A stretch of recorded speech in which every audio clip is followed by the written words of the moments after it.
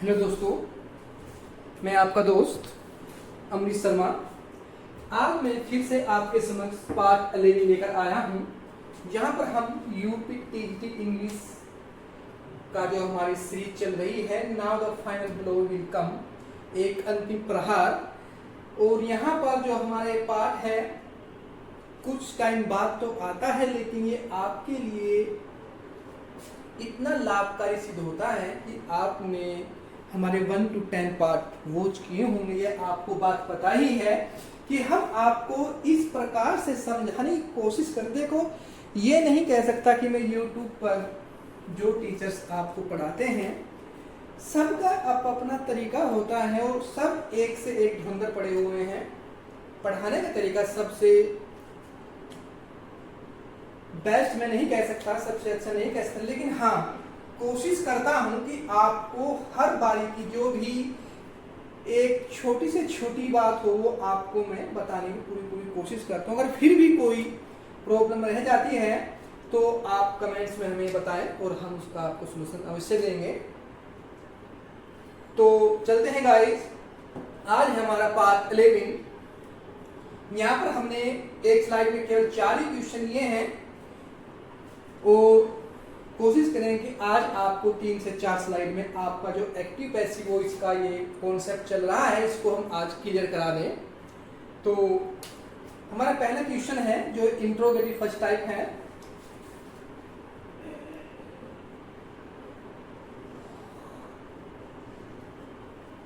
Passive, देखिए guys, will you help me, ये आपका फ्यूचर इंडेफिनिट का इंट्रोगेटिव फर्स्ट टाइप, इसको आप सिंगल इंट्रोगेटिव भी बोलते हैं। ठीक है, स्टार्टिंग में अगर इंट्रोगेटिव है तो आपको स्टार्टिंग में पैसिव बनाते समय भी आपको क्या लेना है गाइस, इंट्रोगेटिव ही लेना है। लेकिन करता आपका सब्जेक्ट, यानी क्या सब्जेक्ट है आपका मी का इधर आई होगा, तो इसलिए विल का क्या करेंगे आप, विल का आप सेल। ये बात शायद आप क्लियर होगी, एक बार दोबारा बताता हूं मैं। देखो सभी कर्ताओं के साथ फ्यूचर टेंस में क्या है, सभी कर्ताओं के साथ विल का प्रयोग किया जाता है, लेकिन आई और वी को छोड़कर, मैं और हम को छोड़कर सबके साथ विल का प्रयोग होता है और मैं के और हम के साथ सेल का प्रयोग होता है। आप देखो इंट्रोगेटिव में अगर आपका एक्टिव है तो पैसिव भी आपको इंट्रोगेटिव में ही करना है। यहाँ पर विल के स्थान पर हमने विल ना करके सेल किया। सेल क्यों किया, तो इधर आपका सब्जेक्ट के यहाँ इसका यू था, लेकिन ये ऑब्जेक्ट में यू जाएगा, लेकिन इसका मी जो आपका इसमें ऑब्जेक्ट दिया है, इसका सब्जेक्ट आपको लेना है। या तो आप ऐसा कर लें या आप सब्जेक्ट भी पहले लिख सकते हैं, आपको कोई कंफ्यूजन ना हो। हमने मी का सब्जेक्ट आई पहले यहाँ पर लिख लिया, सब्जेक्ट के नीचे मेंशन किया आई, और यहाँ पर टेंस वर्ब, तो यहाँ पर आपने सेल लिया आई के अनुसार। ये बात क्लियर होगी गाइस।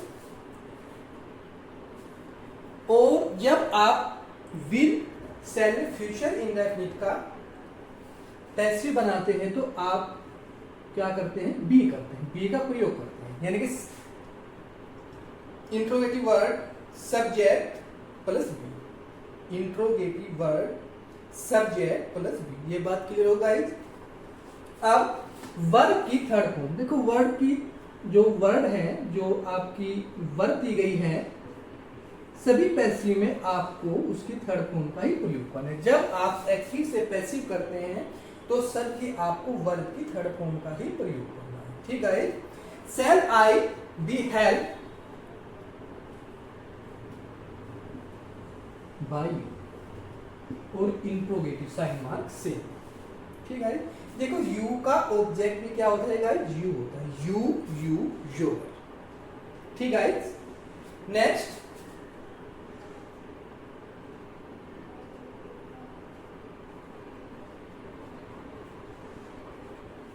पैसिव।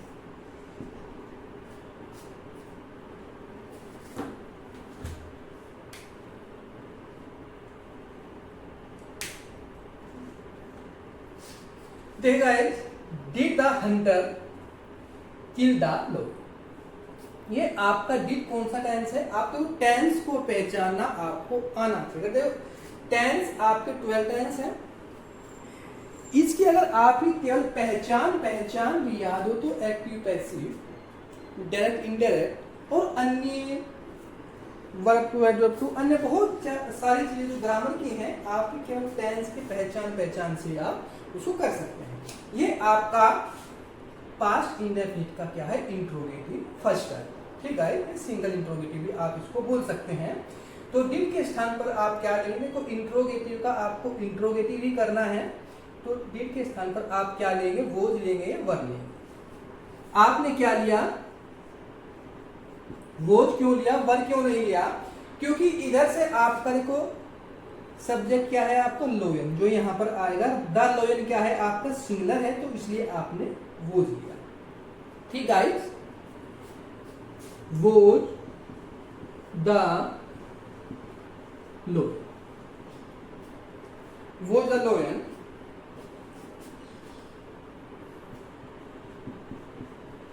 किल, वर्ब की third form, by the hunter और किशोर।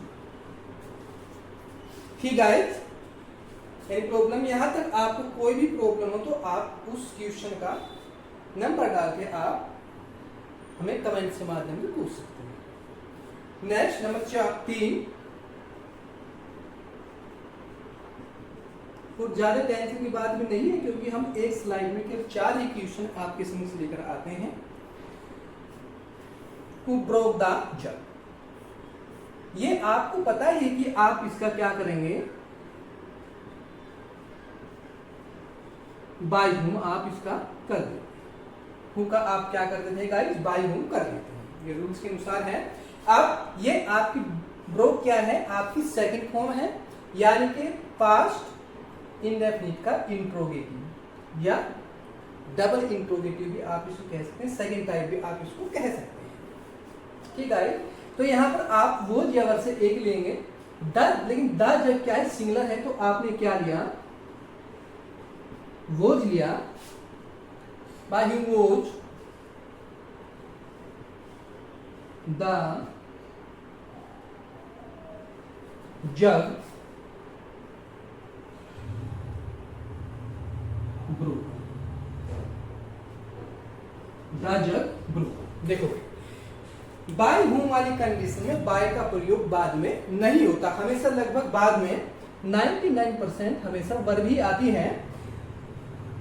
तो बाय हुम ये आपका पास्ट इंडेफिनिट था इंट्रोगेटिव में, तो आपने वोज लिया क्योंकि द जग सिंगलर है, इधर से आपने द जग लिया और ब्रोक का क्या किया? आपने ब्रोकन किया, वर्ब की थर्ड फॉर्म का प्रयोग। ठीक है, यहां तक कोई प्रॉब्लम? चलते हैं नेक्स्ट।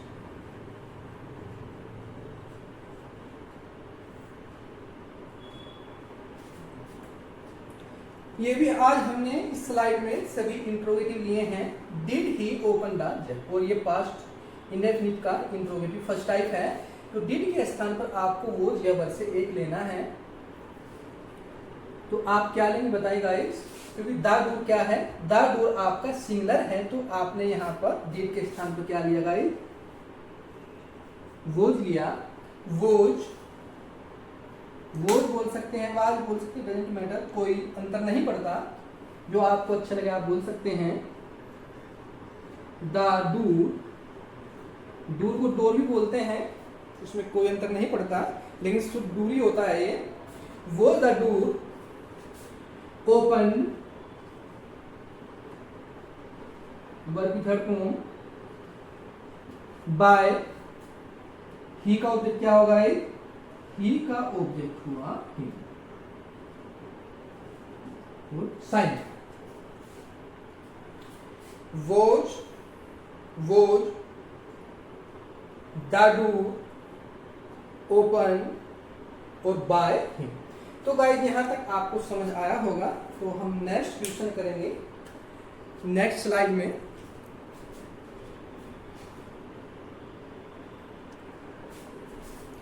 तो गाइस चलते हैं अपनी नेक्स्ट स्लाइड में। तो हमारा पहला क्वेश्चन है, डू यू लाइक मैंगोज। हमारा पहला question, do you like mangoes. यहां पर आपको जो यूट्यूब में चल रहा है या कुछ यूट्यूबर ऐसा करते हैं कि टाइम किल करते हैं, लेकिन मैं मानता हूं कि जो हमारे स्टूडेंट्स हैं, हमारे छात्र छात्राएं हैं, उनका जो समय है, देखो एक विद्यार्थी का, एक छात्र का जो समय होता है वो अपने आप में एक कहीं ना कहीं उसकी जो वैल्यू है, एक वैल्यू अलग ही होती है। अगर वो समय उस समय पढ़ाई में न जाकर यूट्यूबर्स की बात सुनने में व्यर्थ चला गया और पढ़ने का जो जिसलिए पर्पज से उसने वीडियो वॉच की थी वो पर्पज उसका कामयाब नहीं हुआ, या 5 मिनट की पढ़ाई को उसने आधे घंटे में खींच दिया, 5 मिनट का कुछ कंटेंट मिला उसमें और बाकी बकवास मिली, तो वो छात्र के जीवन के साथ एक कहीं ना कहीं खिलवाड़ है। तो चलते हैं गाइस, ये आपका interrogative first type present indefinite.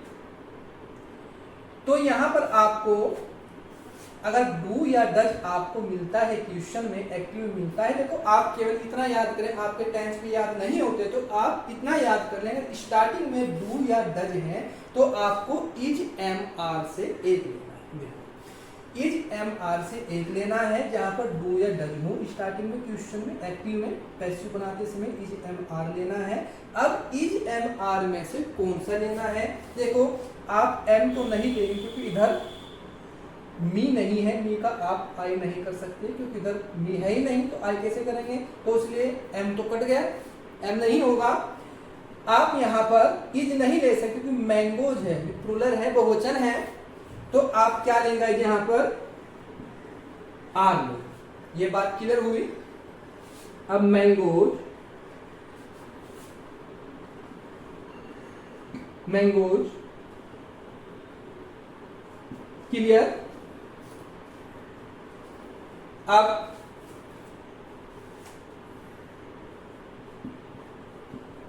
Like verb की थर्ड फॉर्म का प्रयोग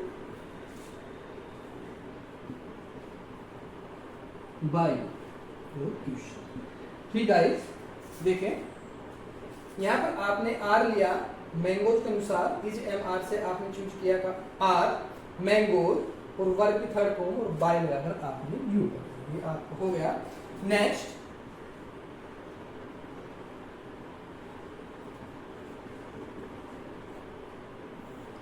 है आपका have they finish double.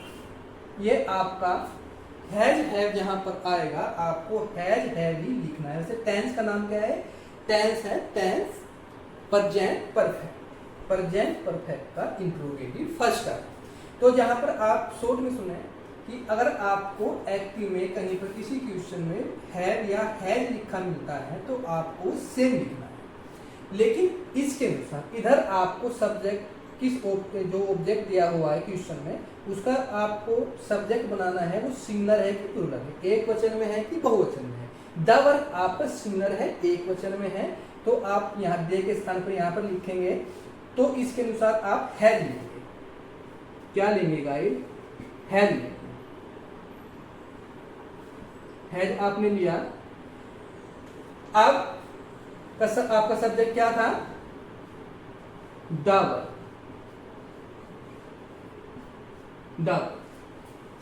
Has the verb. देखो कंडीशन क्या है, आपको जहां पर हैज हैव मिलेगा वहां पर आपको बीन लगाना है, B double E N B. लेकिन इंट्रोगेटिव में सब्जेक्ट के बाद interrogative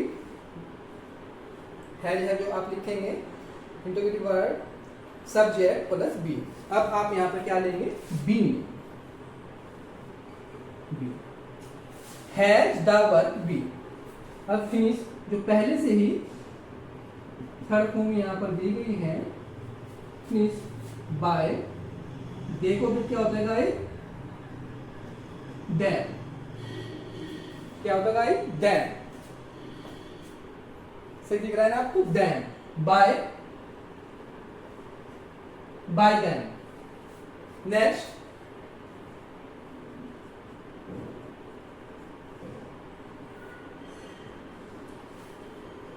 you could solve the question. ये आपका मॉडल है कुड। तो आपने इधर पॉजिटिव में है तो आपने द क्वेश्चन लिया, क्योंकि ऑब्जेक्ट का सब्जेक्ट करते हैं तो आपने क्या लिया,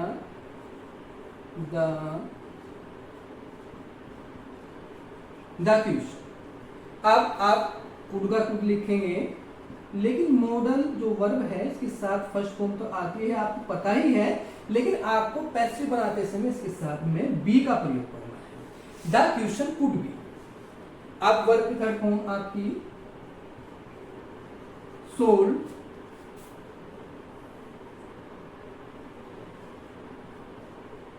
बाय।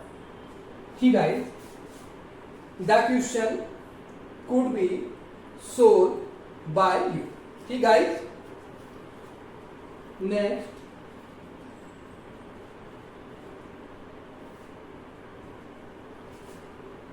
He might. ये भी आपका मॉडल है, तो आपने क्या लिया गाइस, यू लिया, यू के बाद माइट, माइट के बाद फिर वही बी, बी आप मॉडल टेंस के साथ लेते हैं। सपोर्ट, इसमें ईडी लग जाएगा, थर्ड फॉर्म होगी इसकी। और बाय,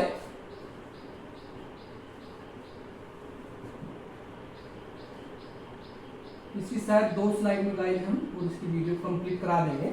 इस टॉपिक को जो हमारा एक्टिव पैसिव टॉपिक चल रहा है, लगभग 2 स्लाइड में इसको हम आज कंप्लीट करा देंगे।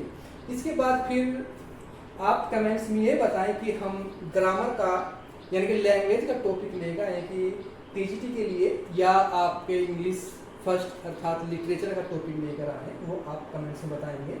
क्योंकि ये हमारा एक मिक्स प्रैक्टिस है, कभी हम आपको लैंग्वेज कराते हैं, कभी वो टॉपिक दोनों कराते हैं, या कभी एक लेक्चर में आपको लैंग्वेज या लिटरेचर कराते हैं। तो गाइस आप अवश्य बताएंगे।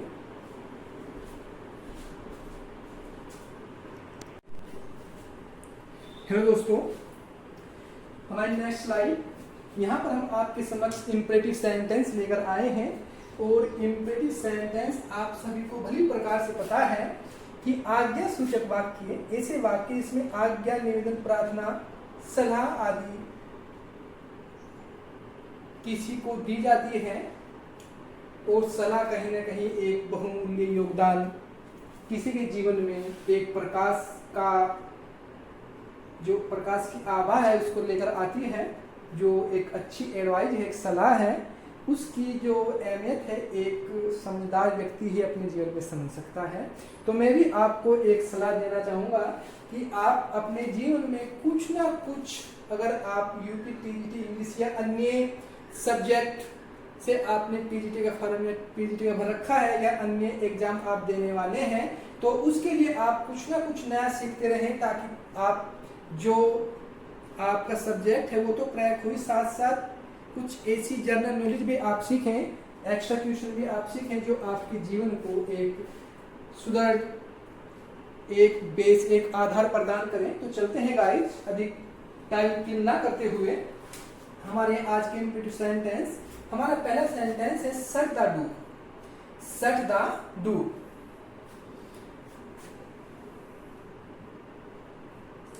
तो सर देखो, ये इसमें सब्जेक्ट का अभाव होता है। सब्जेक्ट को लेने के लिए हम लेट का प्रयोग करते हैं। स्टार्टिंग में हम सब्जेक्ट के अभाव को दूर करने के लिए हमने लेट लिया। लेट द डोर बी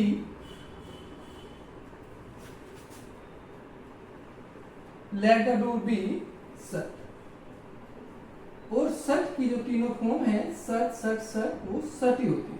देखो गाइस, हमने यहाँ पे क्या किया, सब्जेक्ट के तौर पर हमने लेट लिया, जो हमारा इसमें ऑब्जेक्ट था उसका सब्जेक्ट बनाया द डू, और नियम के अनुसार let plus subject plus be, हमने बी लिया। लेट आपने एक्स्ट्रा लिया नियम से, फिर आपने इसका सब ऑब्जेक्ट का सब्जेक्ट बनाया, और फिर नियम से ही आपने बी लिया। ये लेट हुआ, इसका स्ट्रक्चर है let plus subject plus be, ये इसका स्ट्रक्चर है। अब आपने वर्ब की थर्ड फॉर्म का प्रयोग किया जो कि सट ही है। सट की तीनों फॉर्म सट ही होती है, सट सट सट। देखो मेरा मानना ये है कि आप एक क्वेश्चन करें, उससे एक क्वेश्चन से जुड़े हुए बहुत सारे नियम्स आप अगर वॉच करें ध्यानपूर्वक तो आपको अन्य वर्ब्स वगैरह याद करने की आवश्यकता नहीं है, साथ साथ आप वहीं पर याद कर सकते हैं। एक नियम को, एक चैप्टर को, एक लेसन को याद करते समय आप अन्य चीजें भी जोड़ते हुए चलें ताकि आपको बाद में कोई प्रॉब्लम ना हो। नेक्स्ट है हमारा कॉल द सर्वेंट। ठीक गाइस, सेम ऐसे ही let the servant, let the servant be call. ठीक गाइस, एक आप अपनी कॉपी में प्यारा सा नोट्स बनाते चलें जो, ताकि आप जब आपके एग्जाम होने वाले हैं उस समय आप वीडियो को वॉच ना करें, बिल्कुल भी ना करें।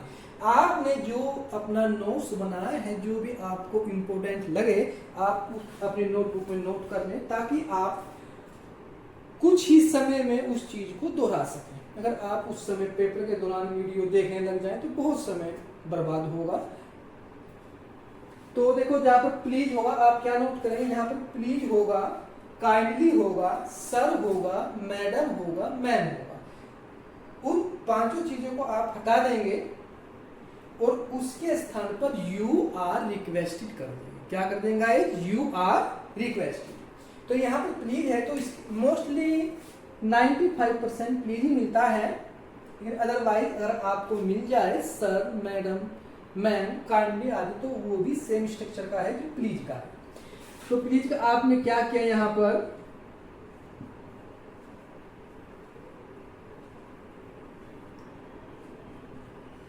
यू आर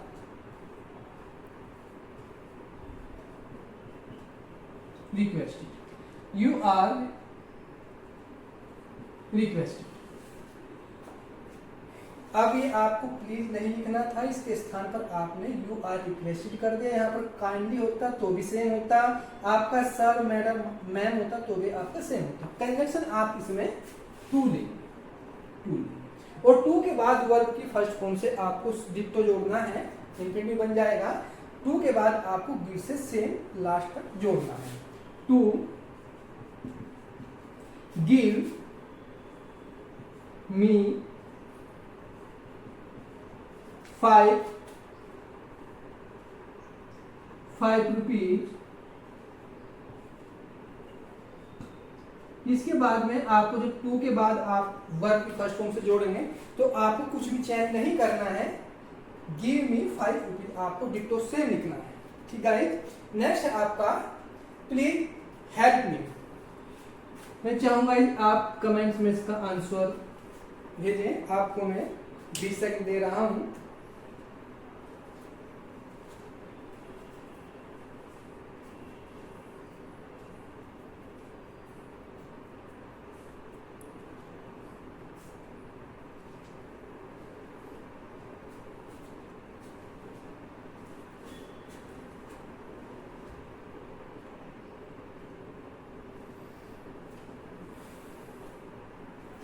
चलते हैं गाइस, आपने कर लिया होगा। प्लीज आपने क्या किया, यू आर रिक्वेस्टेड टू से, इसमें आपको टू कंडीशन में काम करता है, टू से आपने जोड़ दिया है हेल्प मी। अरे क्या है, हेल्प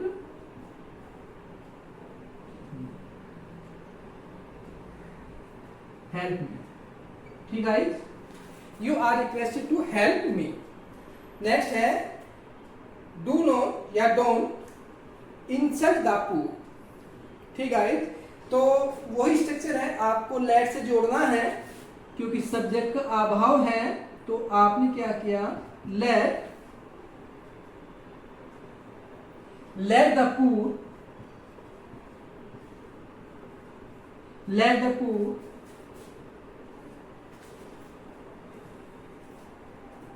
सेम डिटो है, थोड़ा सा आप कमेंट्स में इसका आंसर दें।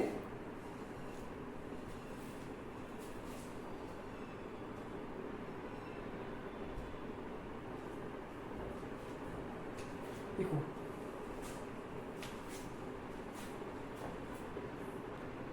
ओके, कुछ का बहुत सही है, सीखे आप। डोंट या डू नॉट, तो इसमें नकारात्मकता नेगेटिवता का भाव छिपा हुआ है। तो आप लेट आपने सब्जेक्ट के तौर पर लिया, फिर आपने दापुर लिया, अब आपको बी लेना है, लेकिन इसमें नेगेटिव झलकाने के लिए, दिखलाने के लिए आपने नोट यहां से उठाया और बी से पहले लगाया, पहले लगा दिया। Let the poor not be, क्या होगा guys? Let the poor not be insult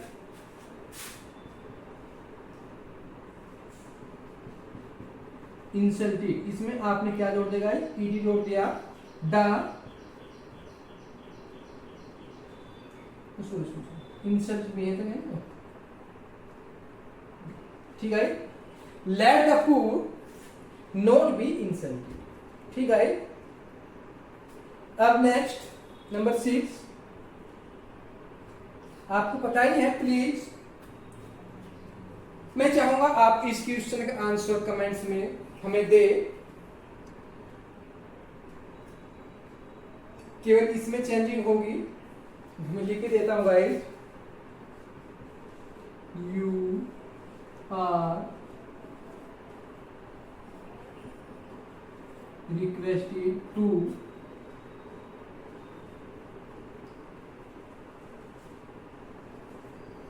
do it soon, ठीक है।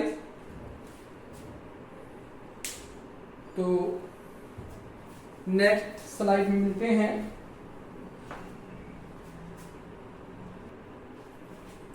ओके गाइस, हमारी नेक्स्ट स्लाइड तैयार है। तो हम इस स्लाइड में आपके समक्ष हमने आपको बहुत करा दिए एक्टिव से पैसिव, लेकिन अब पैसिव से एक्टिव थोड़ा है तो वही, लेकिन थोड़ा बच्चे कुछ कंफ्यूज रहते हैं, तो ये भी आप देख ले गाइस। पहला क्वेश्चन है हमारा, तो पैसिव में बना हुआ है। पैसिव में है you are requested to keep off the grass. तो इसका हमको क्या करना है गाइस? इसका हमें एक्टिव करना है। इसका क्या करने का है? हमें एक्टिव करना है। तो ऐसे पकड़ने जैसे आपने किया था सेम ऐसे ही डिटो आपको वापस, जब आपने एक्टिव से पैसिव किया था तो उस पैसिव में जो आपने नियम लगाए थे उसको जस्ट उल्टा कर दिया, ठीक है। उसको हटा दे उस नियम को। तो यू आर रिक्वेस्टेड आपने किसका किया था? प्लीज कर दिया था, प्लीज। अब टू तो आना नहीं, क्योंकि टू कंजंक्शन के रूप में था, जोड़ने के लिए था। अब प्लीज कीप ऑफ द, देखो गाइस कितनी आसानी से बन रहे हैं, इसमें कोई दिक्कत नहीं। जब आप अपनी पढ़ाई में पूर्ण मनोयोग से लग जाएंगे तो आपको एक अलग ही आनंद आने लगेगा। नेक्स्ट है हमारा, let your poor friends not be insulted by you. देखो ये इंपेरेटिव सेंटेंस है और इसमें आप बाद में बाय यू का प्रयोग कर सकते हैं, क्योंकि इनमें कर्ता छिपा रहता है, ठीक है। अगर इसको आप बाय यू को ना भी लगाएं तो भी चल जाता है, लेकिन आपको तो पेपर में क्या मिलेगा? ऑप्शन मिलेंगे ए बी सी डी, उसमें से अल्टरनेटिव में से आपको जो बेस्ट अल्टरनेटिव है उसमें से आपको चूज करना है, छांटना है। तो आप ध्यान रखिएगा, बाय यू अगर लगा हुआ है तो आप उसको सही माने, गलत ना माने, ठीक है। तो एक्टिव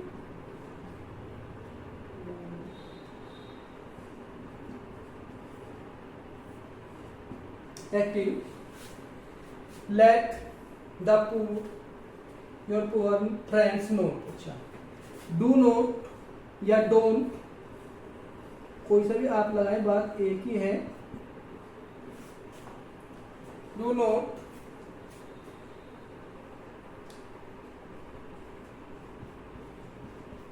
insult,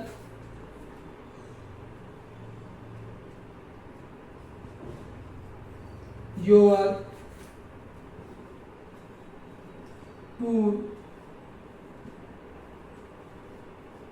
friends. ठीक है, do not insult your poor friends. आप इनको आपस में मैच करके देखें कि कैसे हुआ, क्या हुआ, क्या नहीं हुआ. ठीक है, क्योंकि दोनों स्ट्रक्चर आपके दिमाग में होने चाहिए. एक्टिव से पैसिव, पैसिव से एक्टिव, डायरेक्ट इनडायरेक्ट भी ऐसे सेम जितने भी आपके डिग्रियां हैं, आपके ट्रांसपोजिशन सेंटेंस हैं, आपने जैसे उसका आंसर दिया है ऐसे ही उसका पर आप क्वेश्चन और आंसर दोनों आपस में तालमेल बनाकर रखें एक बार कि इसका ये कर दे उसका वो कर दे. ठीक है, एक्टिव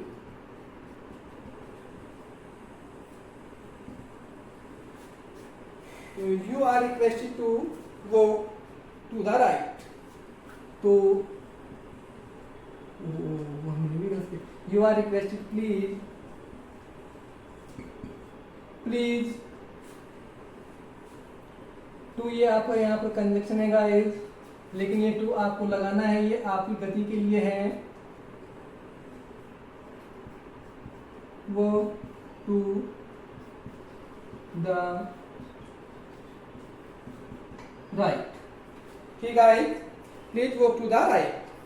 नेक्स्ट,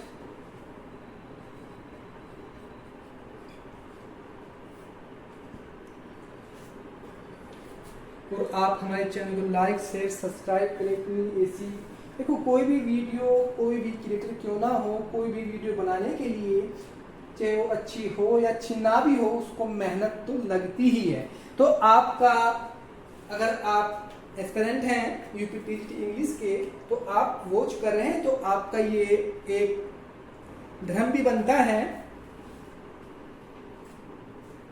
आपको करना भी चाहिए हमारे वीडियो को लाइक शेयर सब्सक्राइब.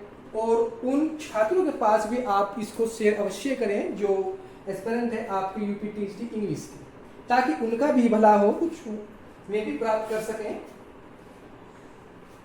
और फिर भी जो भी आपको चैनल को ग्रो करने के लिए इसमें प्रॉब्लम है, इसमें कुछ कमी है, आप अपने सुझाव अवश्य दें. वर यू प्राइज बाय, ये आपका इंट्रोगेटिव है, तो वर के स्थान पर आप क्या करेंगे? डिड करेंगे. ठीक है, डिड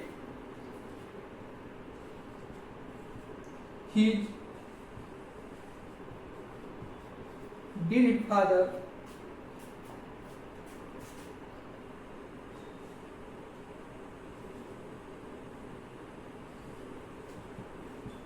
प्राइज फर्स्ट होम.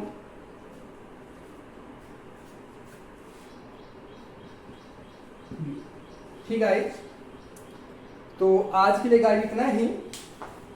आप हमारी वीडियो को लाइक शेयर सब्सक्राइब भी करें और अपने कमेंट्स में बताएं कि आपको हमारी ये वीडियो कैसी लग रही है. आज हमने